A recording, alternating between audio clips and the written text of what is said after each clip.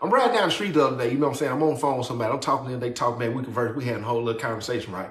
And the conversation was surrounded, and the conversation was about, this person overextending themselves to people, you know what I'm saying, and being there for people who ain't there for them, supporting people who don't support them, helping people who ain't helping them, being there for people financially who not there for them financially, you know what I'm saying, just always being the person that people can call on, and you ain't never got nobody to call. And so she was pretty much saying she felt like it was a punishment more than a blessing. See, a lot of people don't understand, you know what I'm saying, first and foremost, it's better to give than receive. And see, a lot of people don't understand that. That's why the giver don't never run out. And I ain't saying when I say the giver, I ain't just talking about financially. I'm talking about your energy. I'm talking about your spirit. I'm talking about your time. I'm talking about your love. I'm talking about the kindness, the joy, the peace. I'm talking about the fruits of the spirit. See, when you the giver of these things, you never run out of them. And see, a lot of people always look at it as like, why is it that the Most High give his toughest battles, you know what I'm saying, to me? And then you wanna be able to make some sense of it by saying, he don't put nothing on you that you can't bear. But a lot of people really don't understand that's really true. That's really true. Life, like, you be feeling like you chose certain things, but sometimes I feel like life chose it for you because you was built that way. But I'm going to tell you something. What most people, I'm going to come back around. I'm going to put this in here real quick. Commercial break me, please. What most people don't understand is all of that is built up for the purpose that's in you. But see, most people don't never tap into the purpose.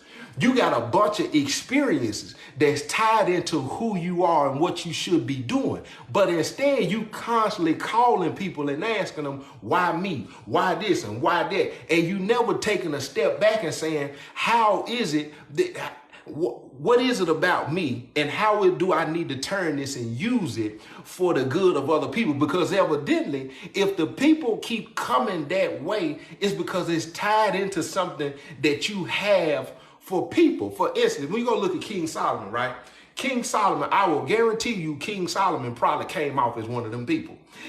And by the time he was praying that prayer and he was asking, what's up, my guy? What you got going on? When he was praying that prayer and he was asking, when he asked him for them three things that he was asking for, and then I can't remember it, verbatim, but I know only thing he said was, just show me how to lead and guide your people.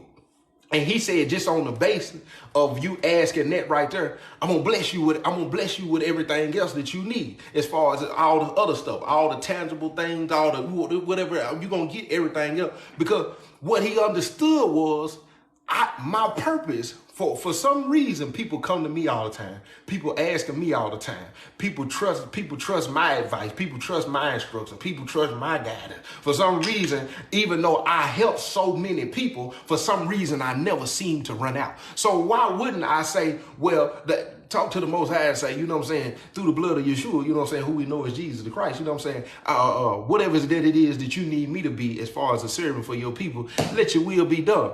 All the other stuff gonna come, because then if you go to Matthew 6:33, when they say, seek ye first his kingdom and his righteousness, and all things will be added on to you. When you seek ye first his kingdom, what is the kingdom? Which is a lot of different things, but if I'm gonna just give you one, the kingdom is tied into the people. Because when we pay attention to the ministry of the king, when he came down, the kingdom was, he was trying to bring the people back together. When he did seek ye, then he said, when you go to seek ye first his kingdom and his righteousness, you carrying yourself to the best of your ability and practicing what it is you're supposed to be practicing, and you tending to the people. He said, all things will be added onto you. Listen to me. And that's what most people don't take a step back and say, hey, maybe going. I'm gonna come back. I'm gonna come back to that. So when I get off the phone, a lot of time when you talk to people, you gotta be careful. You gotta be careful when you talking, especially when you do a ministry. When you gotta be prayed up. You gotta be making sure that you in tune, because a lot of time your ear gateway to your spirit, and a lot of time when people drop stuff on you, I don't want to call it a burden, but it'll weigh heavy on you. So sometimes you gotta watch what your intake. And I ain't talking about eating Sometimes you got to watch your intake because it'll sit on you. It'll distract you. It'll throw you off, especially, you know what I'm saying? Yeah, but anyway. So as I sit there, I'm riding down the street and I'm thinking to myself, I started playing back what the person said. And I realized, you know, I've always been one of them people. But the moment I realized that years ago, she was just really bringing it back to me. She was just, because sometimes the Most High will remind you that, you know, sometimes you get off track. Sometimes you distracted, don't realize you distracted. Sometimes he'll send you the person that was dealing with the same issue or had the same concerns and the same questions that you had in order to bring you back to a place where you can remember, you know what I'm saying, what it was they had that got you. So as I'm sitting there, I'm thinking about all that. I was like, man, I've always been that person. I've always been that person. I've always been. But then by the time I had learned how to shift all of these things into ministry, giving myself to people, giving my time to people, you know what I'm saying? What I come to realize was we are all, when you in the kingdom, when you have made up your mind to serve and become your Father's business, you are a sacrifice. Your life no longer belongs to you. So the reason why most people are asking why is because maybe when you said yes, you didn't understand. You didn't understand when you said yes, your life no longer belonged to you. You didn't understand when you said yes, it came with people always depending on you. When you said yes, you didn't understand it came with you having to help other people all the time financially. When you said yes, you didn't understand that it required you to have more patience than other people. When you said yes, you didn't understand that you was always going to attract broken people because you carry the spirit of a healed person. You didn't understand when you said yes, you was gonna be the one who always sit back and wonder, why all these toxic people always come into my life? What you don't understand is when your yes was tied to being a servant. And see, this is where the enemy also creep in. The enemy creep in and he'll play on that because your yes automatically connected you to the purpose. So by the time you say yes and you don't really understand, you got to sit back and realize that don't get weary while doing good, because you plant seeds. And the scripture say one plant, one water, the Most High get an increase. You're the go-to person. And remember that the next time you get a call, remember you the go-to person. Remember, it is an honor to be a chosen. He said, many are called, few are chosen. Remember that the next time you getting calls that you tired of getting, because then you becoming ungrateful of what it was that you asked for. You asked for it, and then all of a sudden it's bothering you. It's too much for you. You complaining about it. You want these people to get on your nerves. Remember next time that you prayed and you was asking for something, and then it came, and then maybe you just sit back and didn't understand what your yes required of you. To whom is given, much is required. He gave you, he allowed you to be able to be in the position that you in, be as strong as you are, have the mindset that you have. You know what I'm saying? Carry yourself the way you carry yourself. You know what I'm saying? When I see posts all the time and people say, you know, check on your strong friend. The only person that's pouring in you, it seems like is the king. Because really, that's probably the only pouring that you need. Because a lot of people not even, listen to me, a lot of people are not even going to understand how to pour into you. Because one thing about people who carry this type of spirit, people don't know how to talk to you. They don't know to check on you. They don't even know to ask, are you okay? Because of how you carry yourself. And then they go, what? It's going to be hard for you to even receive it when somebody try to come and be to you what you are to so many nations of people. because you don't even know what it looked like. It's like if I can use, if I could use a woman for instance, it's like a woman who has been independent for 15 years, and then a man come along and allow her to be in her most feminine state. It's gonna take her a long time before she even realizes, I can trust it. That's what it is with most of the people who carry this kind of spirit. If people came in and tried to pour into you, you wouldn't even know how to take a step back because you've always been that person. But see, quit complaining and go ahead and embrace who you are. You know what I'm saying? And whoever you need to be connected to, they'll come. Whoever you need, some people don't understand, your pouring out is being connected to your purpose. When people call you, even though they ain't said nothing encouraging, your encouragement is you doing what it is that you're supposed to be doing. That's encouraging to you. I realized this about myself 2-3 years ago. I get encouraged on the strength of when I'm having these conversations. I don't just hear them.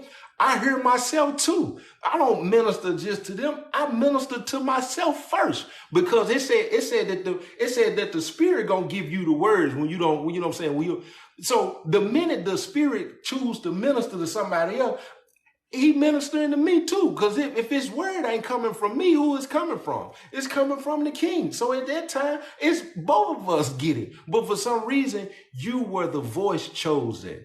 You know what I'm saying? You was the mind that he chose. You was the heart that he chose. You was the person that he chose to deliver it. So at the same time, you both get it. But see, that's what I'm saying. But it's too many of us who don't understand you're a sacrifice. Because I'm going to tell you something. None of us would be able to go to the King who was stretched wide, pierced in his side. You know what I'm saying? You wouldn't be able to go. Hey, he said, what I do, you gonna do even greater things. When he say you gonna do even greater things, that's also tied into being the sacrifice. Do you know how many times, go read your scripture, how many times people came, probably when he was tired, didn't want to talk, didn't want to be bothered, didn't feel like doing this, didn't feel like doing that. And that time, what he understood was his purpose and what he was connected, who he connected to, what it was he was chosen to do.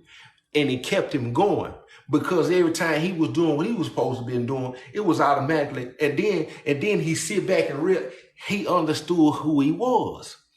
So that right there kept, when they say, don't get weary while doing good. He was in his purpose. And if you pay it, he was a sacrifice the entire time. He was a servant the entire time. He was always he was always doing stuff for other people, helping other people. Then this the kicker of everything. The sacrifice also take hits. When you the sacrifice, you do stuff for people that'll turn around and be a Judas to you. And that's where it hurt most people. You a sacrifice to your family, and your family don't support you, kick you while you down, talk about you behind your back, and it still don't keep you from being who it was you was chose to be. Your friends, your homies, your homegirl, you've been a sacrifice, helped them, talk to them, gave them advice, got up out of your sleep to talk to them, got up out of your sleep to go pick, got up, you done did all these things, and these same people will turn around, talk about you, stab you in your back, lie on you, won't reciprocate the energy. You have to understand, the King still walked with Judas for all of these years. And I guarantee you, the scripture show us the message of how Judas, when it took them 30 pieces and sealed the deal with a kiss, it show us that, but it don't show us how many people who probably sit in them crowds with the spirit of jealousy when he was feeding them fish. When he fed all of them people out there, you think, dude, come on, you know how people be. You could throw a get together right now with all of your money, pay for everything there, and it'll be somebody in that crowd with a spirit of jealousy, of envy, and they'll whisper to somebody else, kill me. The food ain't even all that. And you was the sacrifice though. You was the sacrifice. But you know how many people probably done came to your house. They don't call you. They don't check on you. All of a sudden, out of the blue, they pull up and still you have the heart, mind to forgive and still do what it is you was called to do. And you still you. And then when they leave, you know you can't call them. Then they'll talk about you like a dog 2-3 weeks later. And then get what? These same people, they'll go somewhere else. Your name will come up and they won't even defend you. I guarantee you with some people when Yeshua, who we know as Jesus the Christ, when he was doing what he was doing, helping people the way he was helping, blessing people and healing people, I guarantee you, man, somewhere in there, it was some people probably somewhere, yeah, man, you know, man, dude, such and such. And it'll be somebody who was there, know your character, know your heart, know your spirit, won't even speak up and defend you. Man, hold on, whoa. I ain't gonna let y'all talk about him like that. I ain't gonna let y'all talk about her like that. And get what? That's a part of being the sacrifice. You talking about having thick skin? You talking about having alligator skin? You gotta have thick skin because the sacrifice. Listen to me. You're gonna feel unappreciated. You gonna feel like people not grateful. Your pain is different. Your worry is different. Your everything is different for the person who's the sacrifice. Listen to me. And then you see, and you always wondering how, why. And then I'm gonna tell you what else crazy. What else is so crazy? Some things just like how. Because the misfortune happened to the person who's a sacrifice. You the one that like Job, for instance. Let's use Job for instance. Job, uprighteous man, and still the misfortune happened, but he was given permission in order to do it. But still, in the eyes of Job, who not understanding the spiritual stuff that's going on, it still feel like misfortune. How is it that I'm the person, I'm the go-to? I'm this, I'm that. You can go look at Jonah. Jonah in that situation, Jonah felt like it was misfortune to even have to go and go holler at people. How me? Why is it that I have to constantly give these messages, constantly help people? Why did Joseph, for instance, like you just said, Joseph, for instance, how in the world these folk throw me in the ditch, pull me out the ditch because one of the brothers told him not to leave me here to die, pull me out the ditch, then sell me into slavery. I end up in slavery, go through prison, go from prison to the palace, get to the palace and run into my brothers, and I have to have the heart and still reach out and help these people. Listen. The misfortune that happens to the sacrifice make you ask, why? When the king stretched wide, why have you forsaken me? Now that's deeper, but I'm going to use it. It's deeper why have you forsaken the misfortune of the king? And still understanding it had to happen because you're the sacrifice for many. For many. You're the sacrifice for many. You can question it all the way to the graveyard. It ain't gonna stop. Listen. You might well go on and accept it. It is what it is. You might well go on and accept it. If you ain't already following me, do me a favor. Hit that follow button.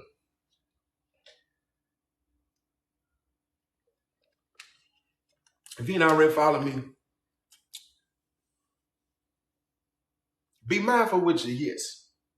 Be mindful with your yes. The yes, listen to me. The yes, and I'm finna get ready to roll. The yes come with you gonna be a sacrifice.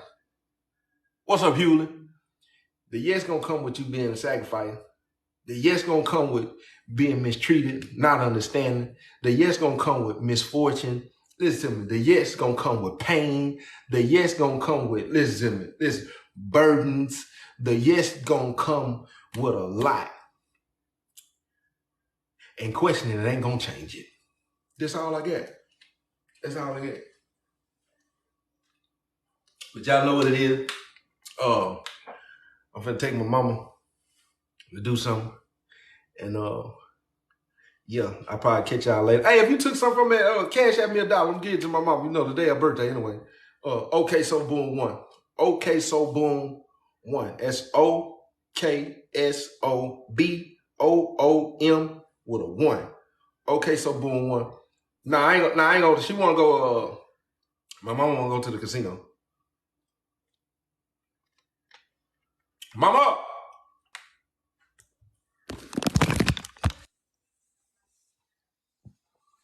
Mom, why you got all these lights on up in here?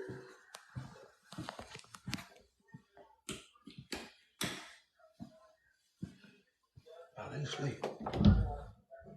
She went back to sleep.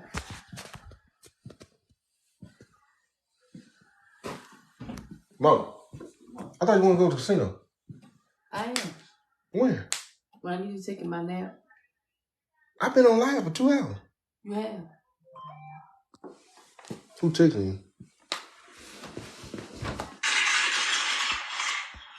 Hey Tracy, when you get, I know you ain't got me on that live. Nah, I don't got that camera. They wanted to tell you how. What's up? What's up? Who texting you? Nobody. So you wake up checking notifications? You woke me up. That's sad. Why is this wig on my bed like that? You woke me up. You been talking for 2 hours. Yeah. Dang. I didn't want to say happy birthday. Who? What?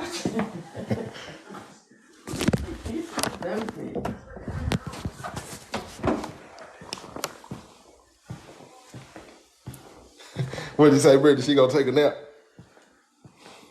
But y'all finna get ready to roll, man. Y'all took something from me, man. Just